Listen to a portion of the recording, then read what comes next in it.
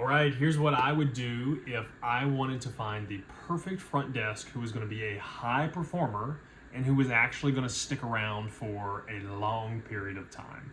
Now, this is super critical and near and dear to me, as we've looked to work with many practices at this point. We've found, we've placed, we've trained, existing admins and even some of our remote receptionists as well.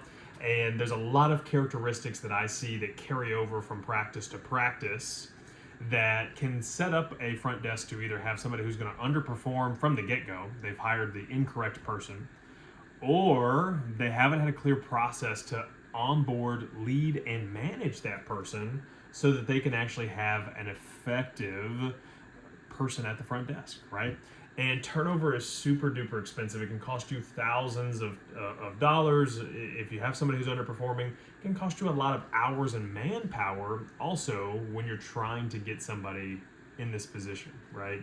If they turn over, now you train them, and then now you're constantly training somebody, and then eventually you just say, well, I'm just not going to train anybody that well because they're going to leave in a few months anyways. And now that's become a self-fulfilling prophecy and a snowballing, cascading effect that's going on in your business, and that's something you don't want to have to constantly be doing, is training and finding folks for the front desk. So what I'm going to do is I'm going to tell you exactly what we do when we're looking to bring an admin on, trying to get somebody who's the right fit, and ultimately getting them to stick around, because that's the most important thing. Right fit, and I want them to stay.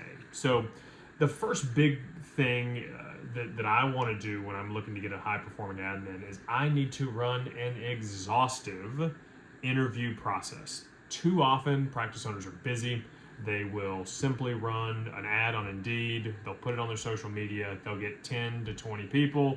They'll pick 3 or 4. They'll do a one interview with somebody, and then they'll move them right into the position to start training because the resume looked good or because they had past experience. And that's a huge problem because I haven't had a full conversation with somebody. I don't know if they're the right fit for us, from a personality and a culture standpoint. They don't know if they're the right fit for us. It's a mess, right? And if I don't run an exhaustive interview process, I don't know what I'm getting.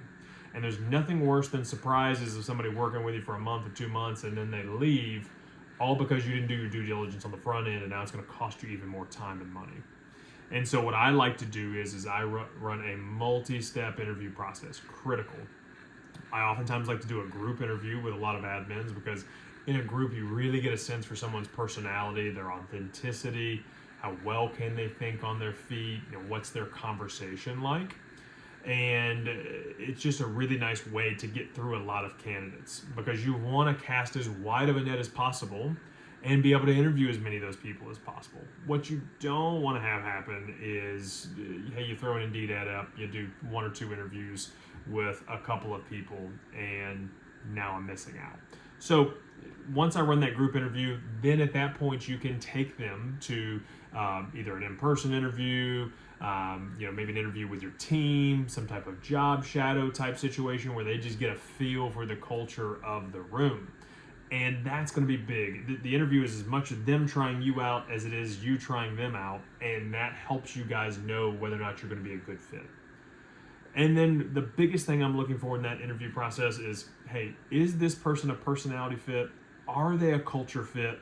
And what is this person's long-term plan? Do they see themselves growing with a company? Do they want to stick around for a while?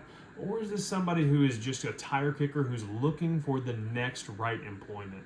And if you just find somebody who's a tire kicker and who's just looking to collect a paycheck, that's a red flag for underperformance. It's a red flag for somebody to leave very quickly, and that's the last thing you want to have happen in your business. So exhaustive multi-step interview process, don't settle on that. Now from there, what I need is to focus on the most critical time of somebody's employment. Once I got the right person, I need to have the right process to take care of this person, and I need to have a rock solid onboarding process and communication process for this employee. Most practice owners, they don't have this. They have it for their clinicians, but they don't have it for their front desk. And their onboarding process is, hey, here's a manual. Here's some videos. You can shadow the girl who's leaving the front desk, and then now, at the end of the week, we'll call it good, right? You can let me know if you have any questions after that. And the problem with that is now your front desk doesn't feel a part of your team, right? They just feel like, hey, you just handed me some things, and now I'm left to figure it out on my own. And you've got some personalities that'll ask you a lot of questions at the end of that time, or they'll seek out the answers they're looking for, but you have some personalities that just won't do that. They'll just kind of sweep mistakes under the rug, or they'll just continue to underperform, and then that set the tone for, hey, I'm okay with underperformance at this position, and that's not okay. The other thing it sets you up for is now I don't have a clear line of communication, and I don't feel like it's okay to talk to my boss if I'm having problems or about what I need.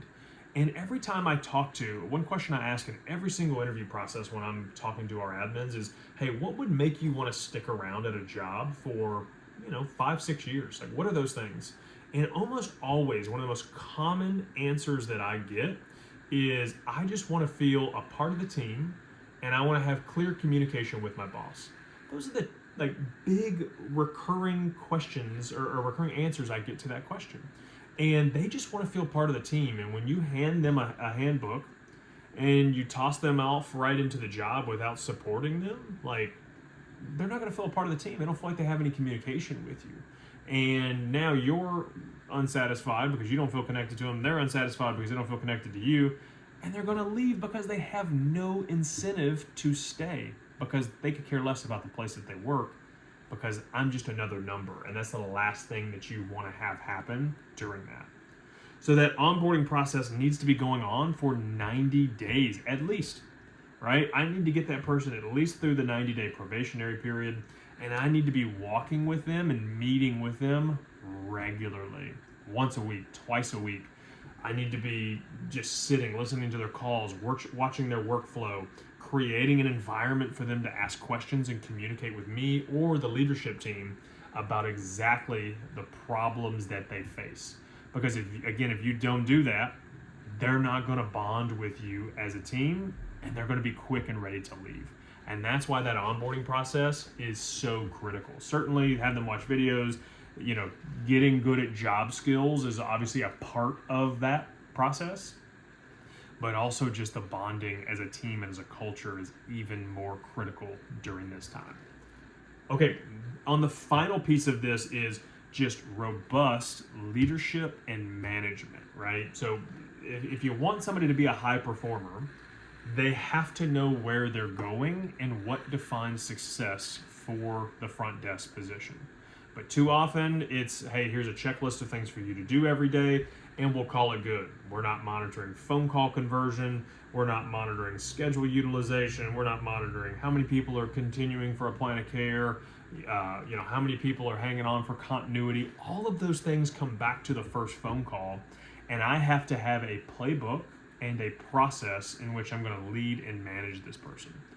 If cancels and no-shows are running rampant as this new person stepped in and taken a phone call, what exactly is it that you're going to do to lead and manage them? And I hope it's you auditing their phone calls and giving them direct feedback, and not you being condescending about it, but instead you giving them a clear structure for how that phone call should look and how we're going to continue to evolve it and make it better to reduce those cancels and no-shows.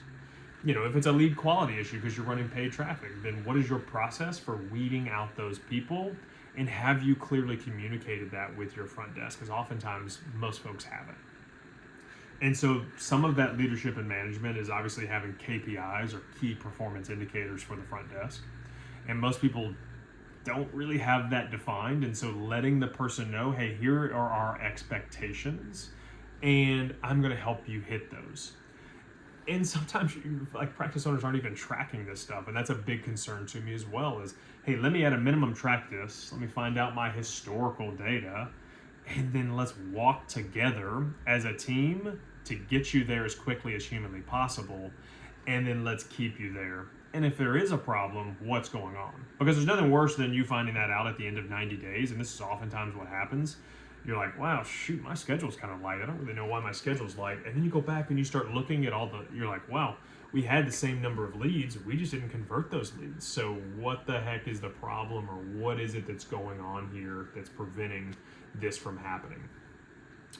So really making sure that you've got a leadership and a management plan and somebody that they can go to help get their questions answered as well. Whether that's you, the business owner, office manager, whoever that might be, there needs to be a clear leadership and management process for this employee. So those are the big things. Don't settle. Find a multi-step interview process and get the right person in there, personality, culture fit, all those good things. Let me have a very rock solid onboarding process where I'm walking with my employee not only in 90 days, but then also beyond that, so that we can set the tone for success. And that's where that ongoing leadership and management playbook comes in handy to help make this person feel a part of the team, making sure they're not underperforming, and making sure that we are, as a team, getting where we want to go. If you can have all of those things, you're going to reduce turnover, you're going to have a high achieving front desk, you're happy, they're happy, and now your office is going to explode, and you're going to find a lot of lost revenue that you may have been missing out on because of turnover or somebody who's underperforming. So, as always, thanks for tuning in. I would love it if you subscribe to our channel and give us some feedback of any other things that you might want to hear or problems that you're facing at the front desk. We would love to make some content on that as well. So, thanks for everything. Talk soon.